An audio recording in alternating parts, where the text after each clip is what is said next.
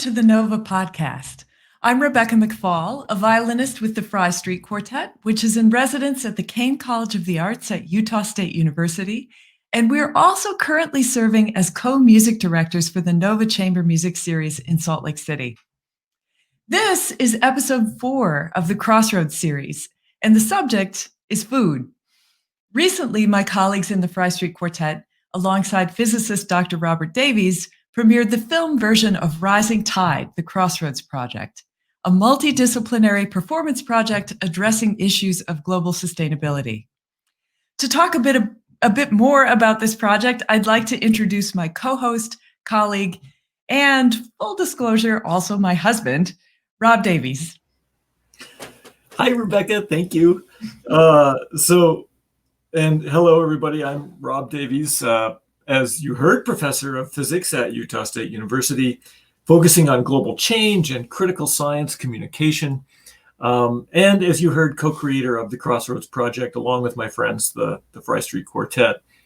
So I want to thank, again, the Nova Chamber Music Series and the Utah State University and the Kane College of the Arts for supporting this work, and a bunch of other folks as well, who we will tag at the end of the show.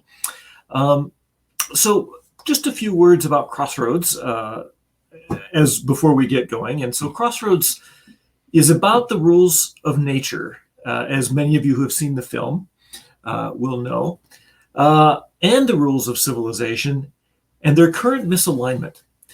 And we talk about water, we talk about life, and food, and society. And with respect to society, we talk about our energy system and our food system and our economic systems. So today, as we say in the performance, we've talked about water on this podcast, we've talked about life, and now it's time to talk about dinner.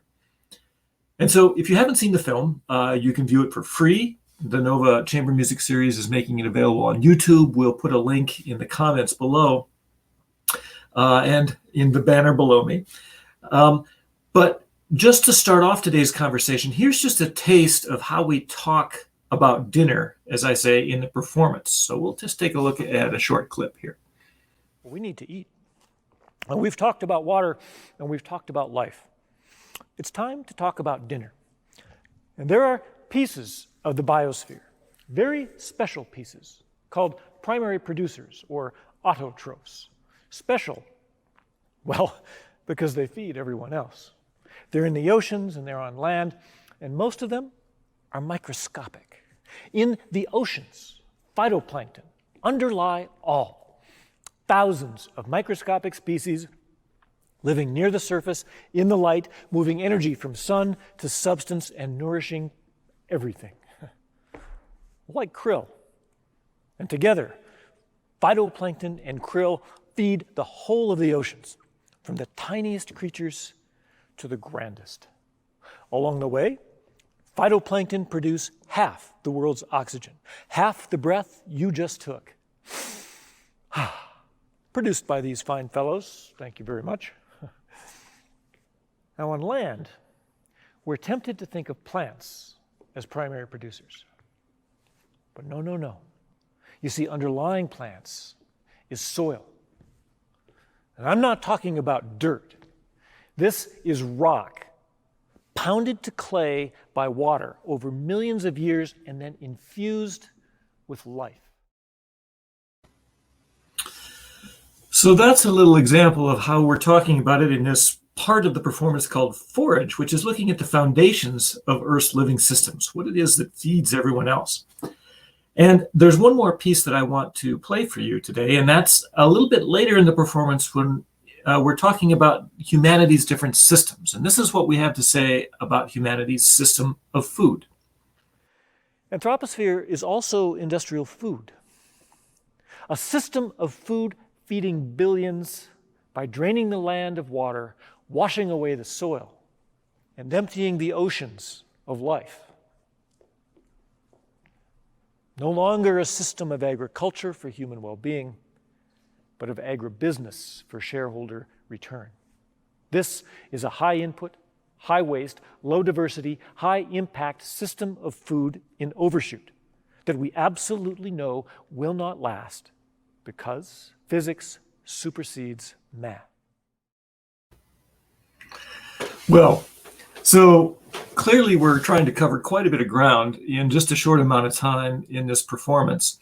And so these podcasts are intended, of course, to give us more room to explore these stories and the telling of these stories in this way. And if you've been watching the podcast, you know that to help us do that, we've invited both scientific and artistic voices to the conversation, practitioners. And one such voice today is Rebecca McFall herself, today my co-host.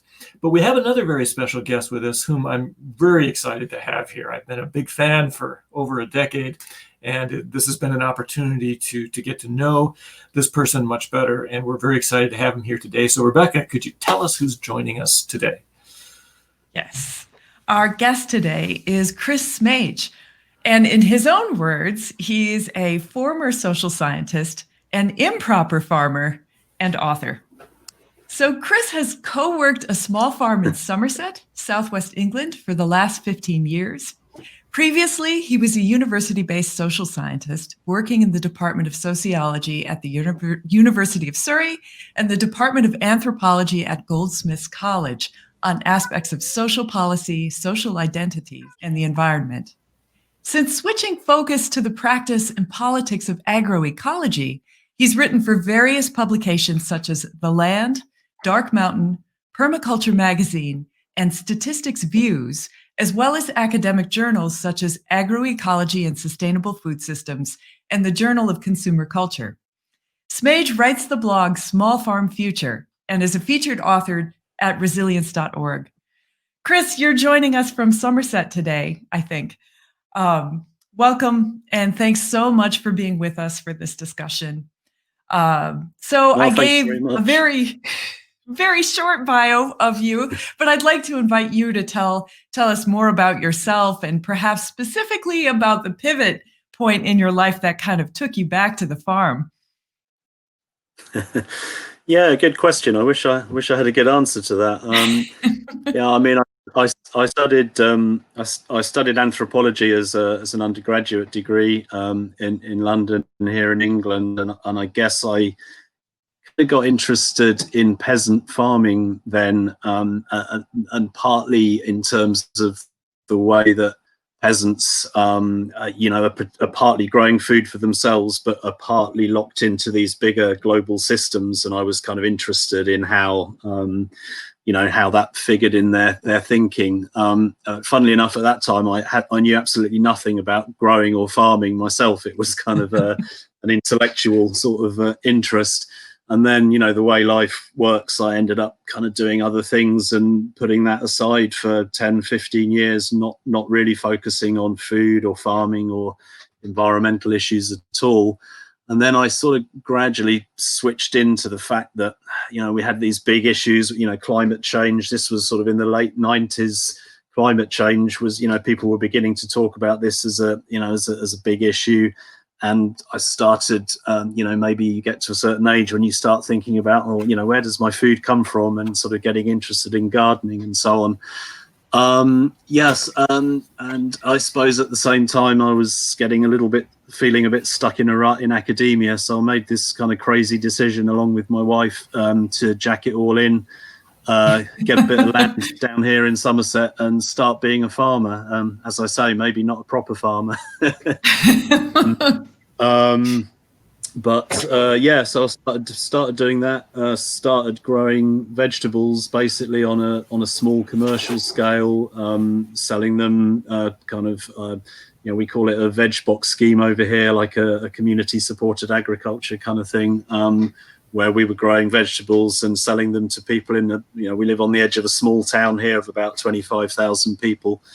So we started doing that, and that was interesting, hard, a big learning curve. And I guess I had a slightly naive view that, if I grew as many onions and carrots as I could, I'd somehow sort of solve all the problems of the world. And of course, that didn't quite work out, didn't quite solve all the world's problems. So then I a little bit went back to my social science and maybe keyed in again to that kind of stuff about peasant agriculture that I'd studied, when I was a young student, and started sort of trying to put what I was doing into a bigger intellectual context, partly from the social science, what kind of social and economic and political systems are we all tied into that make dealing with these issues, dealing with climate change, dealing with food issues so difficult. And also perhaps, although I don't have a farming or a science background as such, actually doing the farming and thinking about things like soils and plants and livestock and the ecology that I was part of, sort of putting, I was now able to put that in a little bit more of a sort of wider ecological context. So, and obviously that very much ties in with some of the themes that you've been exploring in your work. Thank you. Well, I think probably everyone can see why I was very interested to have Chris join us for this conversation. And Chris, I just want to let you know that, and I've told you this, but so I've been doing this work on the order of 15 years or so as well, but coming at it very much so from the position of an academic, and trying to do then communication, just helping people understand these issues while at the same time helping myself. And I stumbled across you and your work with the Dark Mountain Project, Right. probably about 10 years ago, which is a collection of writers writing about these issues, and found your writings particularly useful, and quickly found my way to Small Farm Future and your essays, and have discovered that and found your voice particularly interesting and unique because it wasn't an academic voice. It's got these academic aspects to it. You have this training, and you certainly, but very much coming at it from a practitioner, but an incredibly articulate, deep thinking practitioner, I would say, has been my experience. So this is really, I just want to say that you've helped me start thinking about these things in broader perspectives, going back more than a decade now, and thank you. And so your work, whether you know it or not, but hopefully you can recognize a little bit of it, certainly is in the script of this performance and this delivery. Well, that's good to hear. So I want to ask you, maybe just to start off with this, that certainly part of what we want to do in the performance is talk about gaining a vision of where we want to go. We know we're not sustainable in just about any way civilizationally, certainly with our food system. But knowing that is different than knowing, well, what would a sustainable and vibrant and just food system look like, embedded in a broader, sustainable and just and vibrant human system? So that's one question. What does it look like? And then another question, of course, that we need to answer is, okay, once we have a vision of the destination, how do we go there? How do we get ourselves to do that? And you've written, I would say, quite eloquently about both of those. So let me just throw that out as an open-ended little bit to muse about. So where do we want to, what is the answer you've arrived at? What is your current thinking on where it is we want to go, and also how we want to get there?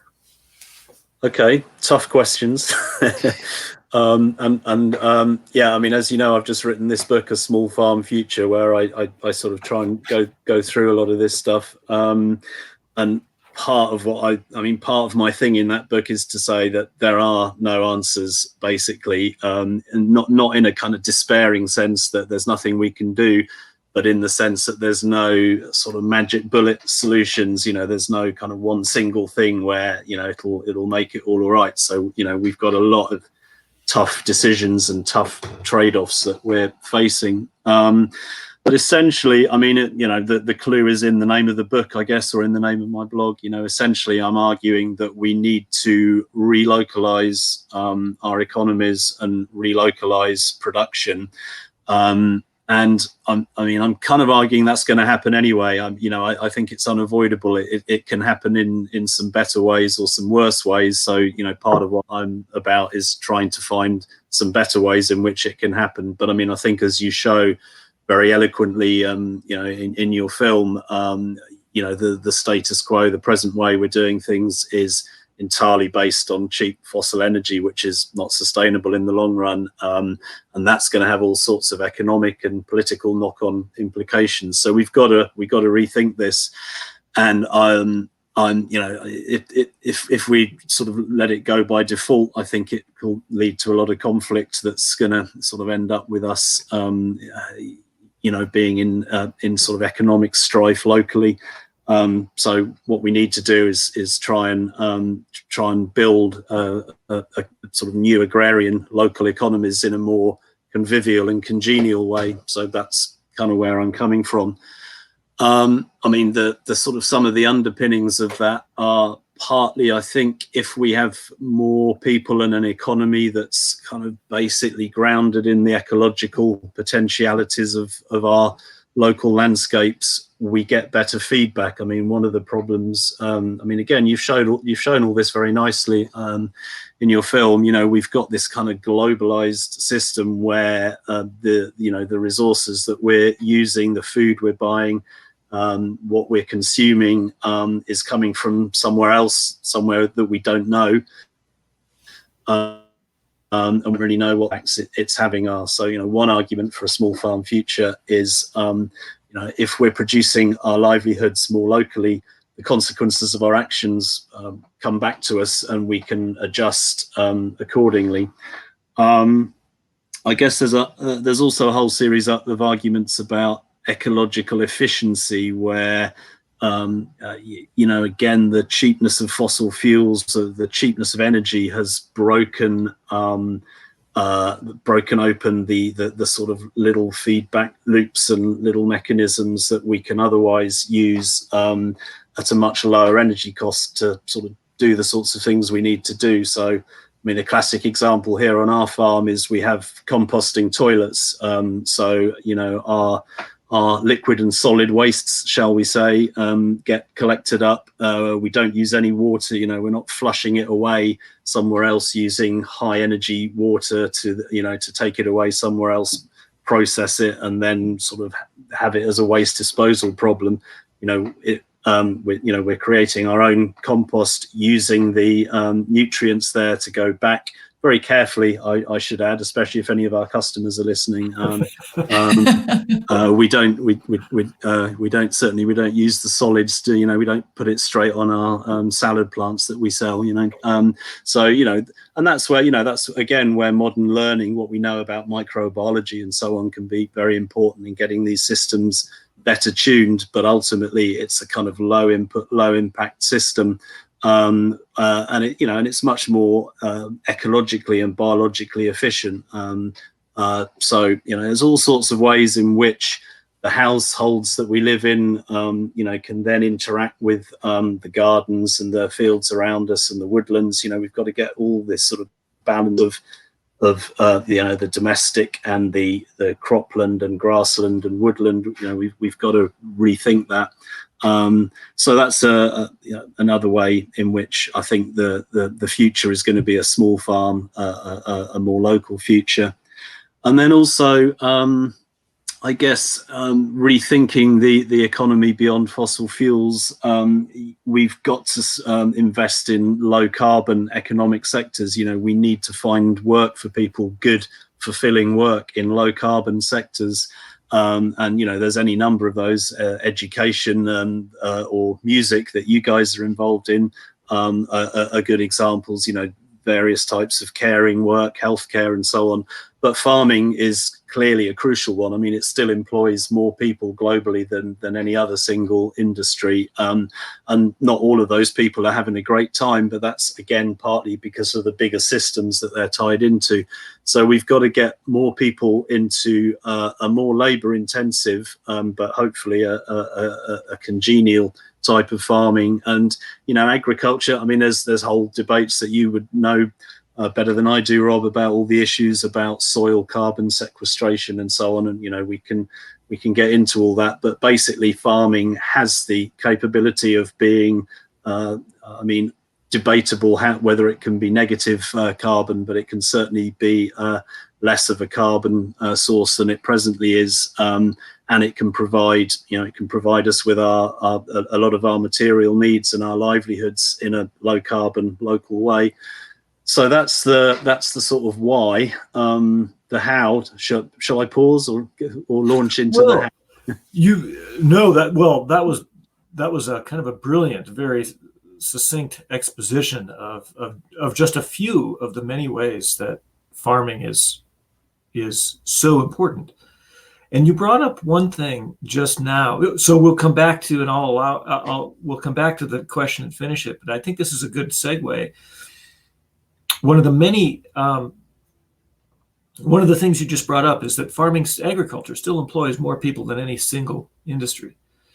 In other words, as we say in the film, we need to eat. And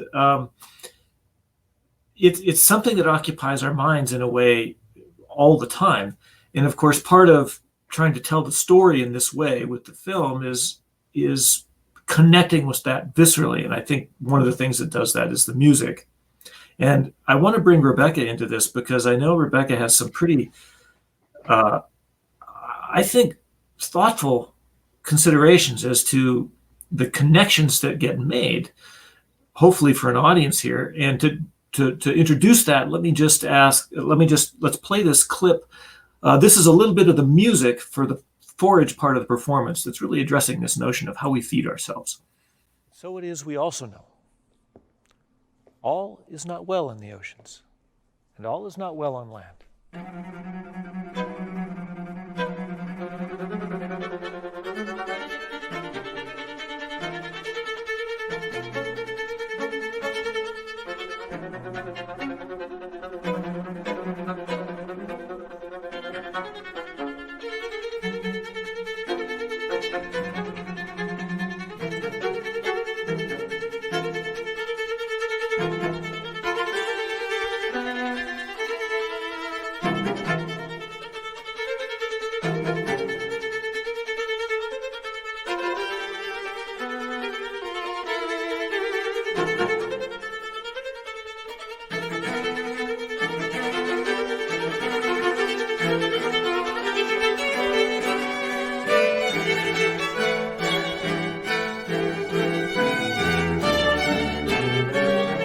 Oceans warm and turn to acid. Well, we toxify the living soil and watch it blow away.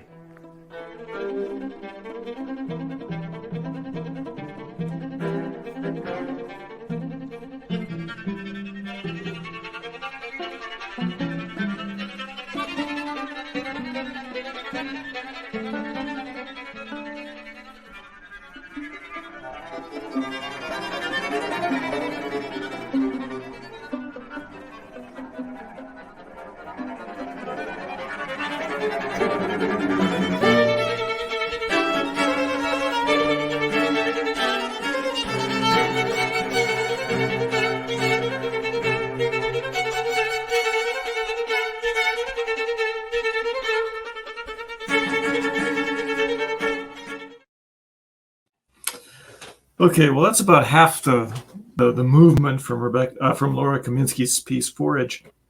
And Rebecca, I know you've had some really interesting comments about just how this music, what it evokes in you about food. Yeah, well, Laura's writing is astonishing throughout the whole piece. And in this movement, what always happens to me when I hear it, there's this energized, relentless quality to Laura's writing. And somehow it kind of comes back to something really basic for me. Just the very notion that every living being on this planet is looking to eat each and every day. And somehow stepping back to really ponder that always strikes me as astonishing. I mean, for us lucky ones, we don't have to work too hard to know when we'll next be able to eat. But for many people, that isn't a given. And certainly for animals that aren't domesticated, it's the primary driver of the day's activity. And so Laura's music, I think, captures this brilliantly in kind of a wide range of emotions. Sometimes the music is energetic and scurrying, kind of like the title, foraging. Sometimes there's tension that's created with rhythms that are tugging against what is otherwise felt as a groove in the writing. And the movement sort of ends with quite a bit of drama and maybe a little bit of a sense that we're pushing things to the brink. And so there is a visceral kind of understanding, I think, that goes with just experiencing the music and letting it bring those things up. Because in our busy lives, our busy professional lives, there's so much that we take for granted, and we don't maybe stop to think about these connections or ask where our food is coming from, or ask if the privilege of knowing exactly that we're going to be able to eat whenever we want to, how and why we have that, and at what cost. It is just this relentless something that we're always concerned with, and yet we never think about. Those of us, I think, in the position, certainly the middle class, industrialized or developed world sort of lifestyle, we're somehow always thinking about food, but never really thinking about it. Chris, I'm interested, and feel free to jump in too. And we're going to round back to the notion of how do we sort of get to this vision and some other aspects of this vision that you've articulated so well in this book about in Small Farm Future. But I'm interested, just as you listen to this telling of the story in this very different way in this performance, what did you make of that? Yeah, it was really interesting to hear Rebecca sort of, giving those perceptions of it, and it very much rang true to me. And I thought, what you did really well in the film was show the kind of systemic nature of, the way that, all the interconnections in nature, and, the way that, as Rebecca was just saying, the way that nature is this sort of huge symphony of organisms feeding, and this huge kind of energy medley. I mean, the interesting thing, I guess, is that from a human perspective, we can sort of afford to step back and say, how marvelous and how beautiful it is, whereas up close, if you're a spider that's been paralyzed by a parasitic wasp that's kind of laid its eggs inside your abdomen, it's not so great, and I think this is one of the problems. We've got to have a nuanced discussion about this, because a lot of people say, I like to watch nature on the TV, but it's pretty ugly up close. But unfortunately, I think, as you show in your film, we can't step outside of it. We are part of that story, and we can get so wrapped up in all our electronic devices and being inside the house that we forget we're actually animals. And we are part of the story, and we are part of the story of planet Earth. There's only the one planet that we're on. And so part of what agriculture is about is, like all organisms, we try and make things easy for ourselves. And, there's a lot of us on the planet. And so we try and push the envelope. We try and, make it more productive of the things we want and less productive of the things we don't want. And, there are ways that we can do that. But I think, as you've shown in the film, we can't do that infinitely. I mean, there are people who argue that, we can, it's just about the next kind of techno fix around the corner. But I think, you've shown pretty nicely in the film that it's very easy to, with cheap energy, we've sort of pushed all these systems way out of whack, and they're coming back on us in various ways that we need to deal with, without kind of silver bullet solutions. We need to do the hard work. We need to be creatures. We need to be organisms sort of in that story, figuring it out. And there are ways that we can figure it out, but again, I guess it's kind of my mantra. The way that we can figure it out is by being farmers, being in our localities, producing food for ourselves, dealing with it's a like all other organisms, it's a big sort of game of push something out there and get the reaction back, and constantly adjusting to that. There's no way out of that. That's the game that we've got to play. I wonder if I could jump in for just a second. And in the last podcast with our guests, the conversation actually moved from life to food, because of course they're inextricable from one another. And it was revealed that kind of everybody on the podcast was a gardener. Our wonderful painter, Rebecca Allen, whose beautiful Tondo paintings that you just saw in the previous clip, has included a really serious study of horticulture in her life in recent years. And Brad, my colleague in the quartet, has completely transformed his yard in all kinds of ways. He's growing food and low water plants, and has a habitat for a desert tortoise, and and I wonder, I think sometimes when things come up, like you hear something like a small farm future, and it might scare some people, that abundance is going away, or that it's going to be a return to drudgery. And what struck me in the last podcast with my colleagues and through my own experience gardening is actually some things, some really important richness that it returns this to one, the act of doing it, the act of tending the soil, cultivating, nourishing, actually being a part of that cycle, like you just said. Even just composting your food and knowing that it's gonna contribute to the health of the land around you.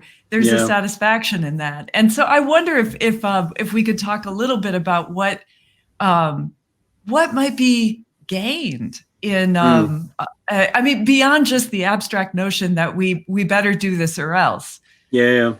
No, that's pretty interesting. And I mean, a couple of really interesting things that sort of strike me from what you've just said. I mean, one is there's almost two contradictory narratives. One is that farming is this life of drudgery and misery that, thank goodness we've escaped from it. But the other is that people actually love to be out in the garden. They love to be growing food. They love to be interacting with nature.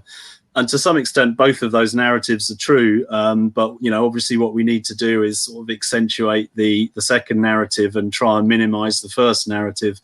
I think part of the first narrative is a historical memory, not so much of the intrinsic drudgery of farming, but human systems, exploitive systems. If you think about serfdom or slavery, people being forced to work the land because, basically to somebody else's benefit because they had no choice. So part of the idea of a small farm future for me is people having autonomy over their own livelihood, control over their own production.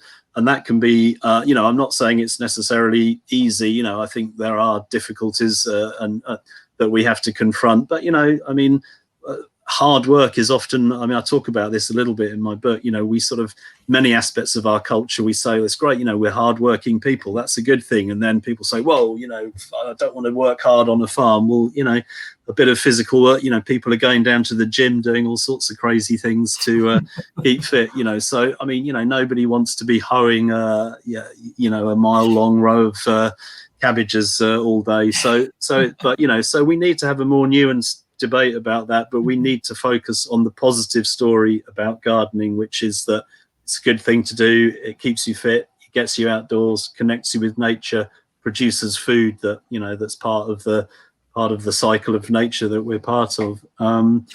Well, I was just going to say the other thing that to pick up on that Rebecca mentioned is gardening or horticulture rather than farming. And I think that's a really key point as part of the intro about me not being a proper farmer, because we've got into this whole way of thinking that farming is something done on a very broad scale with huge machinery, get people out of farming, big tractors, big combines.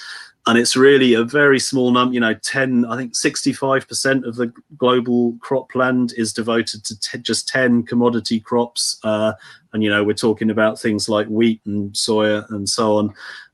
And so these are all things that are easily tradable, easily transportable, easily processable. And, you know, there's nothing wrong with, I mean, the reason those crops are so widespread is because they have some great characteristics. So, you know, I'm certainly not saying we shouldn't be growing any of those crops. But I think we need to break down this distinction between farming and gardening. You know, we can grow wheat, you can grow soy on a garden scale, but you can incorporate it with a whole bunch of other fruits and vegetables, tree crops.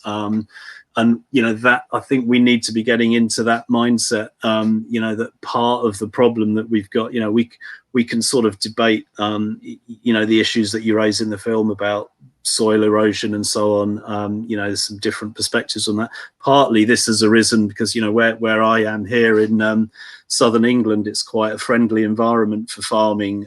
You know, it's a temperate, moist climate. It's quite forgiving for farming, but obviously what happened historically was that European farmers went out as colonists to other parts of the world where the type of farm practiced the same type of farming, and it didn't work out so well in more arid climates. So part of this is about trying to recover indigenous practices that people have worked out agriculturally, you know, in their own regions. And obviously there's a story of colonial history and colonial conflict that we need to, you know, address there as well. But essentially, I think that, you know, part of what I argue is that we need to, which is why I'm not a proper farmer, you know, is to get, you know, again, and it's in the title of Small Farm Future. You know, there's a gradation, there's a continuum between, you know, growing some herbs on a window box in your apartment through to, you know, one guy with a big tractor on 3,000 acres, and we need to, you know, we're all farmers. I mean, that's kind of what I say in the book. We are all farmers. We're all eaters. We're all farmers. We're all invested in the food system. So whatever we can do locally to, you know, just to get that little bit more interested in our food system and just do our own little bits of production, you know, that's what we need to do.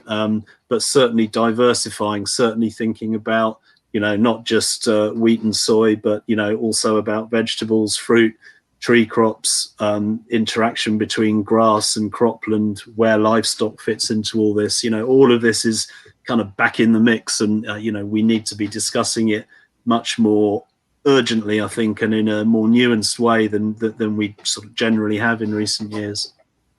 There's a couple of, well, there's so much in there, but there's a couple of points that I wanted to suss out a bit more. And one of them is this notion of, that Rebecca brought up, you know, people think, oh no, and that you've certainly expanded upon, that this notion of drudgery.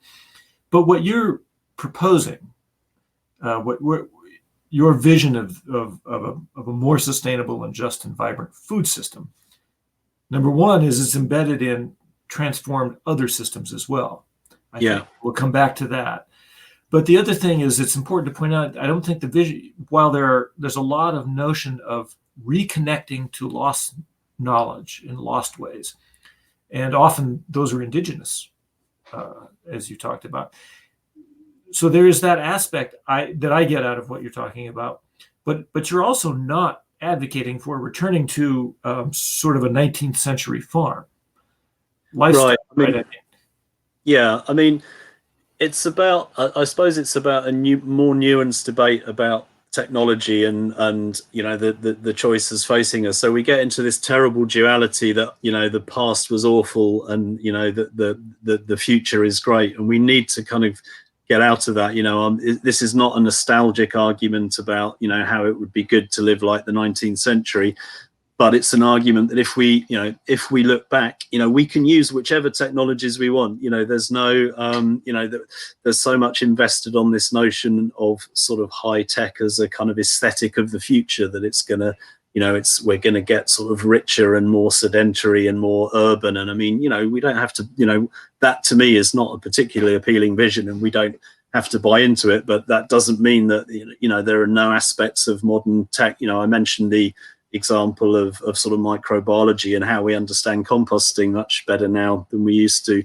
But the, you know, the interesting thing, once we sort of get out of that whole progress versus nostalgia mindset, the interesting thing about looking back is that most parts of the world, people lived there a long time and figured out what a low impact, low energy farming system looked like, and they were conscious of the issues that they face locally, whether it's aridity, water stress, fire stress, floods, fertility issues.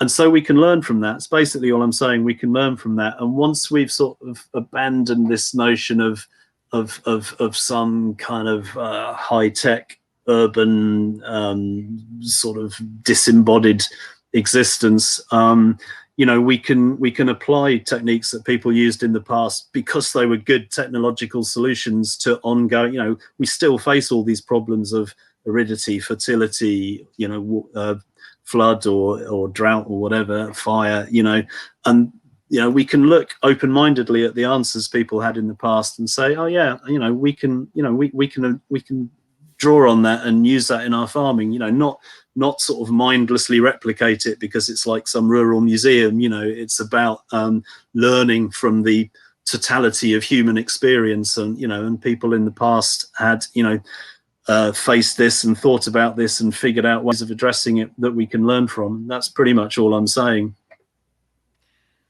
I love all of that. I want to just bring up a term that that you mentioned, Chris. I think it came up in your blog, but this notion of permaculture, and right.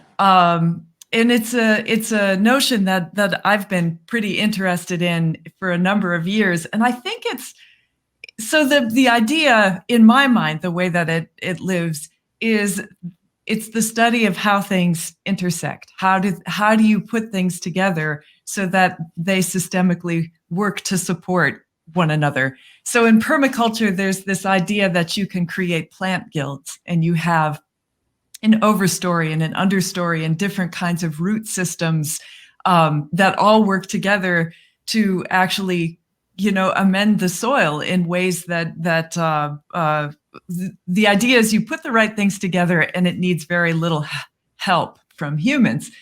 And it's a fascinating notion. And actually this kind of interactive system at its ideal, in my mind, lives very much the way a string quartet functions, honestly. Right. And, you have this common goal to serve the music. You bring your talents in your line to meld together to create something greater, something that's healthy. And one more notion that you talked about, which hopefully will relate to the other two, is just this idea of when you localize efforts, you're paying attention to weather patterns, you're paying attention to your community around you, and you're letting those things inform you. And I guess I'm just bringing it back to kind of how so much of our lives and the way we do things has become so outsized, enormous scale. And we think nothing of traveling around the globe to make these systems work, which of course is fossil fuel dependent. And that's true in agriculture. It's true in all kinds of industries. It's even true in my own field, where success is often defined by how far you go to give concerts and how often you do that.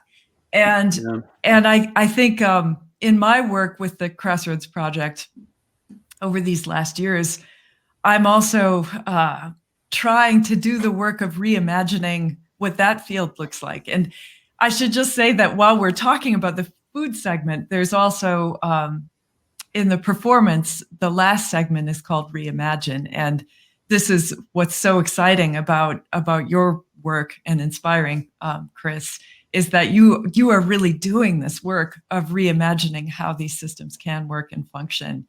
And I think, I hope that actually it serves as inspiration for whatever field any one of us are in, that we turn our thinking more towards these interactive understandings and figure out how we can find richness in localizing and seeing that there's exciting potential in doing so. This was just a riff on on broadening out kind of the food system conversation, but to share in that sense of reimagining, I guess. Yeah, and I mean, sorry, we can say something else. Well, I think this is where you're going, Chris, which is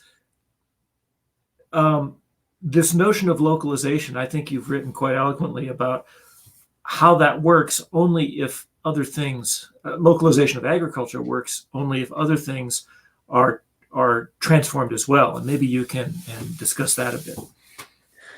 Yeah, I mean, again, one way in terms of what Rebecca was saying about permaculture and localization, one of the issues again is because we've had this very abundant cheap energy source with fossil fuels. It's like we can almost terraform the world to these kind of huge proportions of our own making. So, so much of what's gone in agriculture is, the most expensive aspect is human labor, therefore get labor out. So we have a huge machine.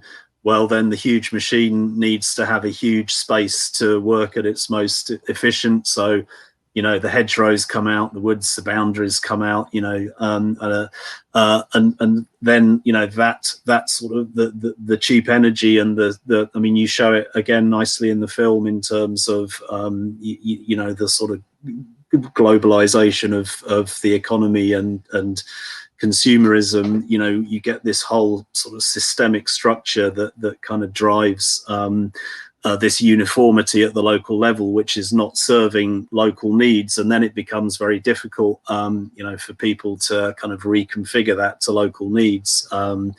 Here where I live in Somerset, when the railways were built in the 19th century, we grow, it's a kind of relatively warm, relatively wet climate here, so we grow good grass. So dairy farming became a big thing, and the trains would take the fresh milk up to London. So at one level, people say this is a dairying area, which it kind of is, and intrinsically it's quite well suited to growing grass. But partly it's got an agricultural history that's connected with urbanization and, fossil fueled transport getting milk to London. So we kind of need to rethink these things. Permaculture originated from the notion of permanent agriculture, and a lot of it is just about kind of drawing on those lessons of people figuring out ecologically efficient forms of farming and sort of applying them in the present day. Sorry, I've slightly gone off on a tangent from your question, Rob, but your other question was about the sort of larger systems within which this occurs. And I suppose what I would say there, and what I've try and I do talk about at some length in the book, is this rather bizarre economic system that we've got into, where the food system which is at the base of everything, but is the one that gets the kind of least attention, and the emphasis is on making food as cheap as possible so that we can be doing all these other things. And the way that particularly manifests, certainly in here in the UK or in the US, is a whole story about land prices and access to land. So we have an economic system that tries to sort of extract maximum value from land. And if we're talking about urban settings or where people live, that's about housing. So people increasingly are paying big bucks to get a roof over their head. Here in the UK, I forget the exact figures, but I think sort of round about World War II, people were spending 30 or 40% of their disposable income on food, and now it's 10% or less. But all of the rest is going on getting a roof over their head. Land prices,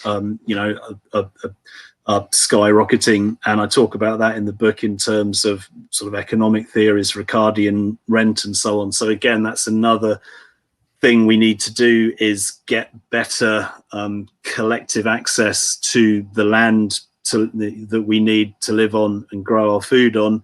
And then, you know, everything knocks on from that. You know, we've got a farming that, you know, tries to get labour out of farming, because that's the sort of highest cost aspect. But we need to kind of rethink that, and we can't rethink that without rethinking other aspects of the economy: access to land, the price of energy, and so on. And again, in terms of, you know, the larger themes of your film, the whole history of agriculture in the rich countries over the last 100 years or more, you know, has been that labor is expensive and energy is cheap. So you get pushed, and, you know, we've had this whole that sort of thing to think through as well here on our farm. You know, you get pushed towards a fossil fuel or a machine solution because it's quicker and cheaper than a human labor solution. But ultimately, those solutions, I mean, I'm not saying there's no place for machines, but it tends to push against the sort of connections that Rebecca was talking about, where you're thinking of those kind of ecologically rich and sort of human involving ways of producing food, you know, which pushes you back towards the horticulture. So yeah, all of these things are interconnected, but ultimately it's the systemic nature, you know, which you show so well in the film, which is to do with a system that essentially says maximizing profit, you know, is the way to organize society. You know, the best way of delivering general well-being is a system which sort of unleashes profit making, or lets the leash off profit making. And that's the sort of interesting one, because we get, you know, again, I think we get this kind of complicated story where we talk about the market. You know, we need market-based solutions, and again, in my book I say, yeah, we need markets, but you know, when I talk about a market, I think of it as an actual place that I go to sell my food. You know, not a kind of globalized sort of quantitative, you know, what's the price of wheat on the sort of Chicago exchange. And, you know, there's a whole fascinating history of development of global agribusiness around farming, and ultimately the sort of derivative markets and all the baffling financial markets that we, you know, that people currently talk about, you know, when they talk about the market. So again, it sounds like this kind of quaint thing. I'm saying, oh, you know, wouldn't it be nice if we all went back to these sort of canvas awning sort of markets? But really, that's the way that we've got to, you know, it's the way that we can engage with producing our livelihoods locally from a sustainable ecological base, you know, by, you know, it is a kind of profit-based system, but it's not one that makes profit making the heart, the root of everything we do.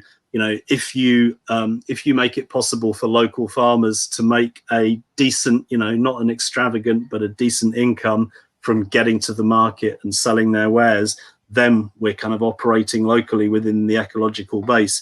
If what you say, if the market is the sort of global price of wheat that's going to be affected by, you know, the cheapest price of wheat, the cheapest place that can produce wheat anywhere in the world, that's kind of undermining of that local livelihood-based approach. So I talk about that quite a bit in the book, but, you know, we sort of got into this way of thinking that the market is how the global corporate economy works, but it's not. It's a, you know, in many ways, the global corporate system tries to diminish markets and close them down, and you know, is based on sort of finding best return to profit wherever it is in the world, and that knocks on in all of these sort of complex ways to, you know, the price of our housing, the price of our energy, price of our food.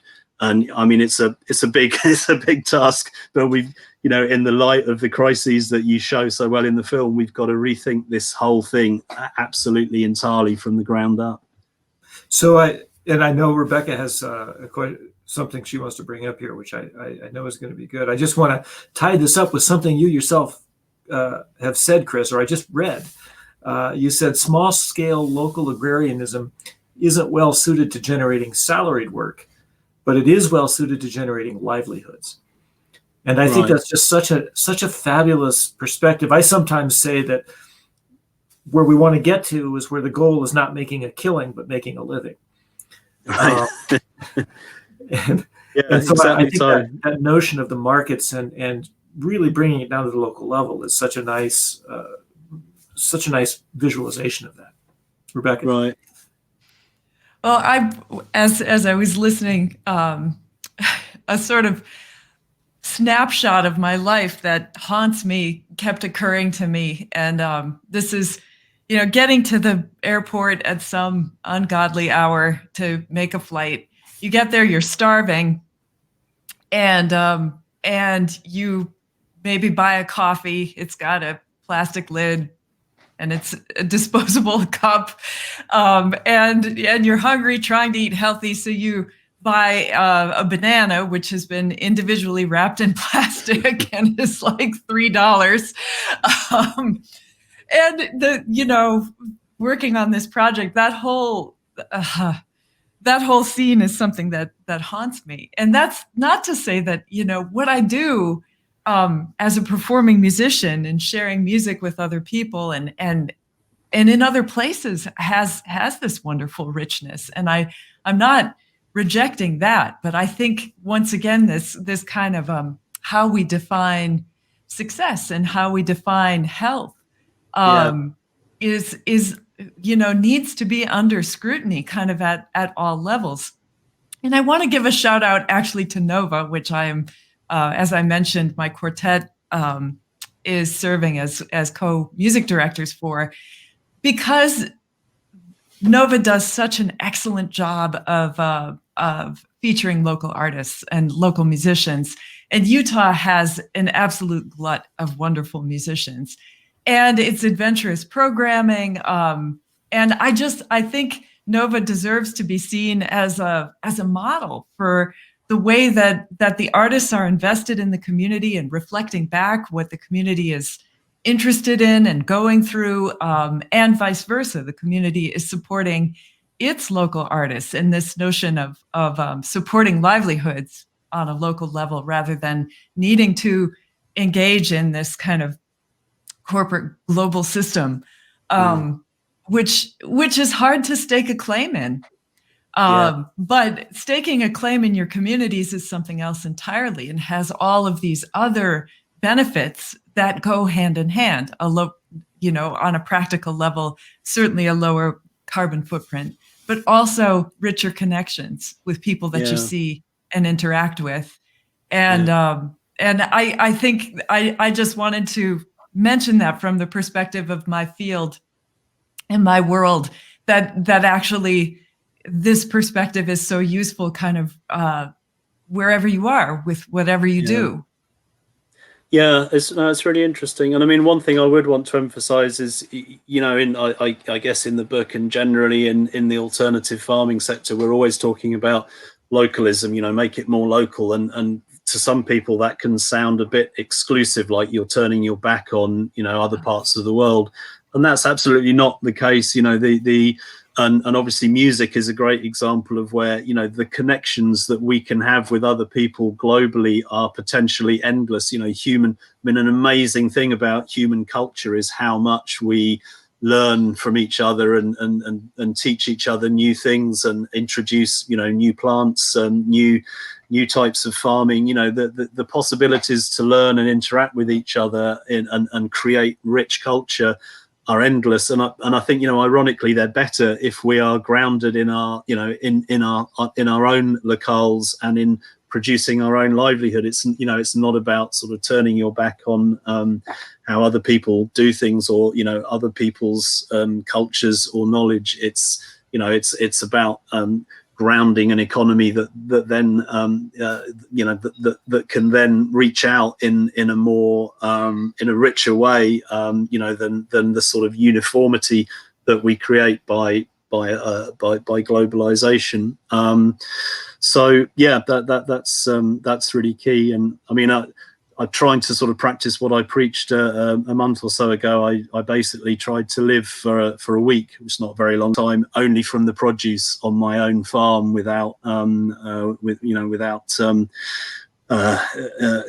consuming anything from off farm. And it was kind of, obviously being on a farm, it wasn't something that I'd sort of prepared for, so if I'd like worked up to it and we, to some extent, we've been geared to producing vegetables for sale rather than just producing our own livelihood. I mean, I'm sort of moving a little bit more in that direction. But it was interesting on the one hand, how challenging it was, partly because, for example, we don't have, I do like coffee, and part of this is, to what extent, can we import a few luxuries, but try and ground, our practice in producing most of our livelihood locally.